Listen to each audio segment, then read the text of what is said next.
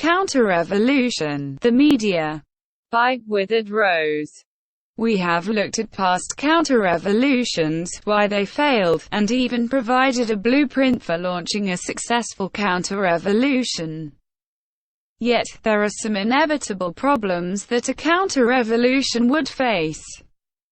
As outlined here, the counter-revolution will take place as follows. First, a handful of right-wing George Soroses will get a counter-revolutionary plurality elected to Congress.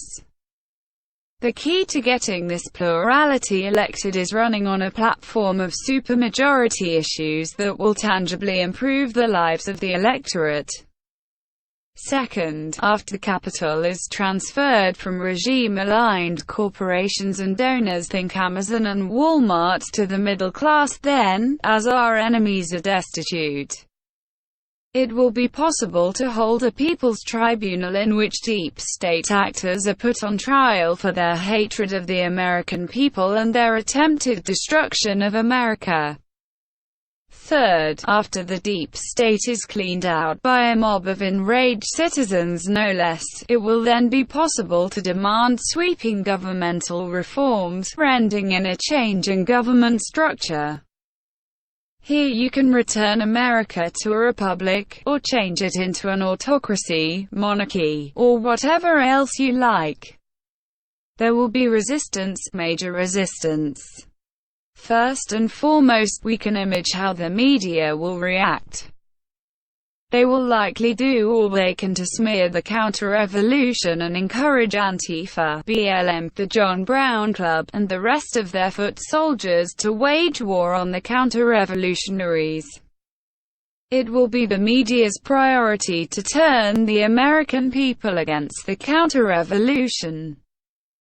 Just think of how the media mobilized the people against Trump, against the January 6 protesters, and, currently, the Canadian truckers. Action will need to be taken quickly. Public image is everything in a hyper-inclusive mass democracy. Luckily, as per Code 606 of U.S. 47 of the Telecommunications Act, the President, in times of war or in national emergencies, if he deems it fit, can seize control of television and radio stations, as well as the Internet. You can read the entire text here, and it is striking how the president can take control of virtually all communication in the United States. A key passage is Section A. During the continuance of a war in which the United States is engaged, the president is authorized, if he finds it necessary for the national defense and security, to direct that such communications as in his judgment may be essential to the national defense and security shall have preference or priority with any carrier subject to this chapter. He may give these directions at and for such times as he may determine, and may modify, change, suspend, or annul them, and for any such purpose he is authorized to issue orders directly, or through such person or persons as he designates for the purpose, or through the Commission.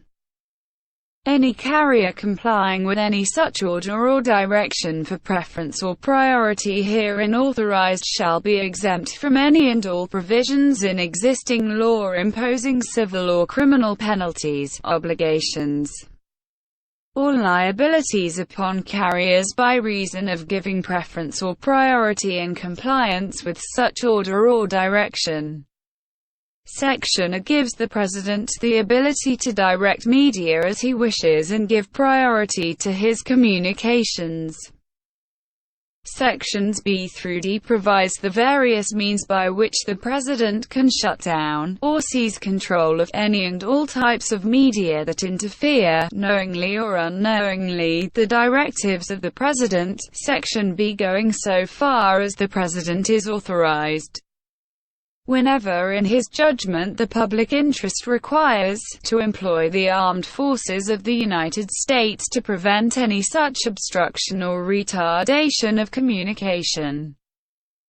This seizure will be justified on the same basis as the People's Tribunal. The media are undermining America's safety by siding with a cabal of rogue governmental actors who desire nothing more than the destruction of the country.